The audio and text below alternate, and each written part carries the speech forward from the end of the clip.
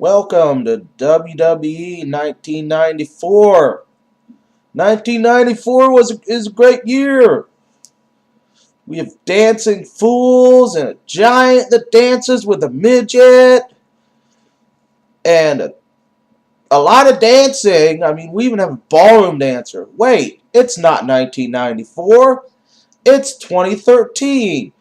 In 1994, we had a Mantar, which was a man-bull hybrid, I guess.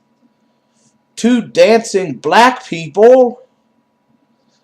And several Australian who chewed tobacco. And a lot of other goofy gimmicks. This is 2013. We've had the Attitude Era, which brought back regular people. But we don't have that anymore. Instead, we have a giant that dances with a midget. Yes, a giant, legitimately over 7 foot tall. One of the tallest wrestlers in history. Ripped and buff. And he dances with a midget. We also have this big black guy with a mohawk and these big muscles. Looks like he could tear your head off. And he dances with this fat white guy with Japanese writing on him. Now, if you can't see the point of this yet, it is that WWE is really, really stupid. We also have Los Matadors, two Puerto Ricans with Zorro-type bandanas on them, and a midget dressed like a bull, who I think are undefeated. Let that sink in a little bit.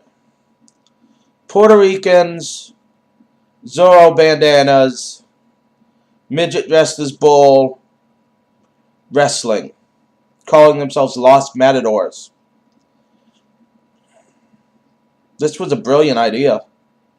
You know, who else could come up with this idea? I mean, maybe a crack addict or someone on acid, but, you know, no other genius as brilliant as Vince McMahon could come up with this idea. You know, no other genius at all. And Vince McMahon is a genius, or was until now, where his brain has become mush and I don't even think he knows his name or how to tie his shoes anymore.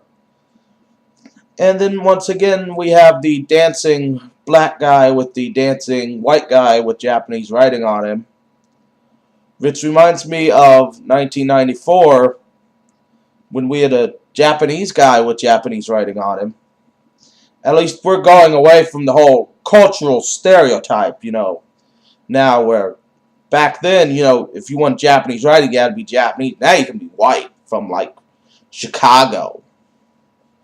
You know, we got to get away from that stereotype.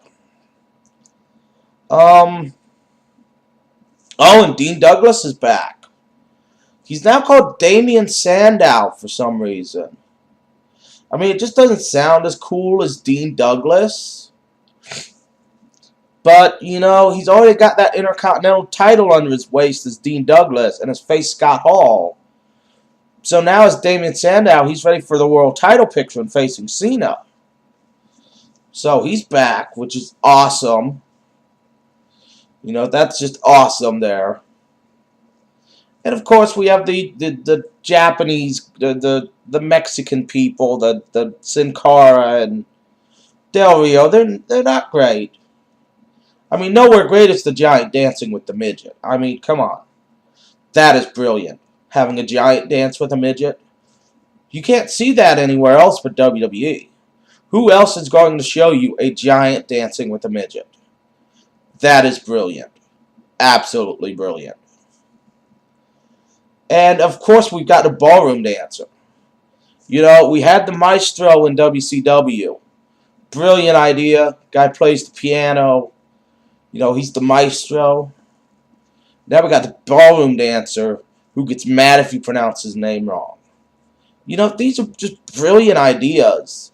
I don't know how they can come up with such brilliant ideas week after week after week, but the ballroom dancer is just absolutely brilliant. Who would have thought you would see a ballroom dancer in a wrestling ring? No one, because you just got to think outside the box for this. You know, we've had fighters and we've had karate champions and we've had Mexicans and we've had Chinese people, but a ballroom dancer is just brilliant move. He dances, and then he says, "You got to pronounce my name right, dog." You know, this is just brilliant on WWE's part. You know, you're bringing back Dean Douglas. We got the ballroom dancer back. Him, you know, he's even. This is even a greater gimmick than the Maestro, who just played the piano. This guy actually is a ballroom dancer. You know, we've got the tattooed black man with the white guy with the Japanese writing on him, and they dance. Dancing is awesome. Everyone loves dancing.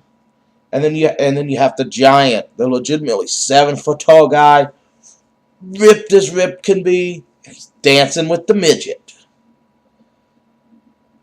And of course, we can't forget about Los Matadors. How can I forget about them? They're undefeated. And they've got their little midget bull guy. You know, they figured out how to put the bull's head on the guy. They couldn't figure that out with Mantor. It took them a while, but they figured out how to keep the bull's head on him. You know, this is just WWE is just brilliant anymore with these ideas. No one can think of these but WWE. You know, forget the past. Forget the stuff that happened in 1994. Let's bring these gimmicks back and make them work this time around. I mean, it's brilliant. And for those who can't tell, this video was incredibly sarcastic. Their ideas are incredibly stupid. I would like to punch Vince McMahon in the face for approving any of them. Their writers are absolutely retarded. I don't know who came up with these gimmicks, but they need to be shot. They're horrible ideas. The people who have them should have turned them down and went back to the indies. They didn't. They threw their careers away. It's over. And this was video with sarcasm, if you didn't get that.